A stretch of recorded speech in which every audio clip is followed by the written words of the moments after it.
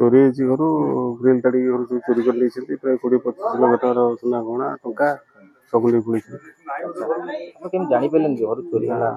ହଠାତ୍ ଜାଣିପାରିଲୁନି ଆମେ କିଛି ସକାଳୁ ଜାଣିଲୁ ଚୋରି ହେଇଛି ବୋଲି। କାହିଁକିନା ଚୋର ଯେତେବେଳେ ଚୋରି କରିଥିବ ତ ଯୋଉ ଆପଣଙ୍କର ଲୁହା ଝରକା ତଡ଼ା ହେଇଥିବ ସେତେବେଳେ ଗୋଟେ ସାଉଣ୍ଡ ଆସିଥିବ। ନା ସାଉଣ୍ଡ ଫାଉଣ୍ଡ କିଛି ହେଇନି। କୁକୁର ବି ରଖୁଛନ୍ତି ସେ କିଛି କୁକୁର ବି କିଛି ଭୁକିଲାନି। କୁକୁର ଯଦି ଭୁକିଥିବ ଆମେ ତ ଶୁଣି ପାରିନଥିବୁ କିନ୍ତୁ କୁକୁର ଭୁକିନି। ଭୁକିଦେଲା ବୋଲି ତ ନିଶ୍ଚିତ ଭାଗିଦାରୀ। ଝରକା ତାଡ଼ିକି ଗୋଟେ ଘରେ ପଶିବା ସାହସ କରିବା ଏ ଗୋଟେ ପ୍ରଫେସନାଲ ଯଦି ଜଣେ ଗ୍ୟାଙ୍ଗ ଲୋକେରା ଆସିବେ ସେମାନେ କରିପାରିବେ ନହେଲେ ଏଇ ଛୋଟକାଟିଆ ଚୋର ତ କେବେ ସାହସ କରିବେନି। ନା କରିବେନି। ଆପଣଙ୍କର କଣ ଅନୁମାନ ଅଛି? ଅନୁମାନ ହଉଛି ପାଖାପାଖିରେ ସେ ଚୋର ଅଛନ୍ତି ସବୁ।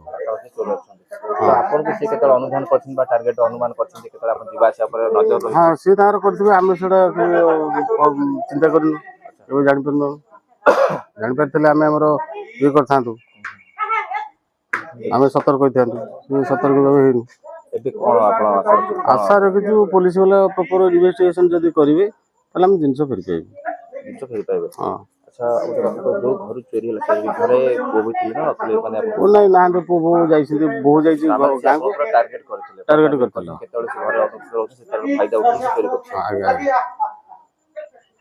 ବୋଉ ନଥିଲା ପୁଅ ବି ଯାଇଛି ବୁଲିବା ପାଇଁ ଯାଇଛି ରାତିରେ ପୋଲିସରେ ଅଭିଯୋଗ କରିଦେଇଛୁ ଦୋଳ ଥାନାରେ।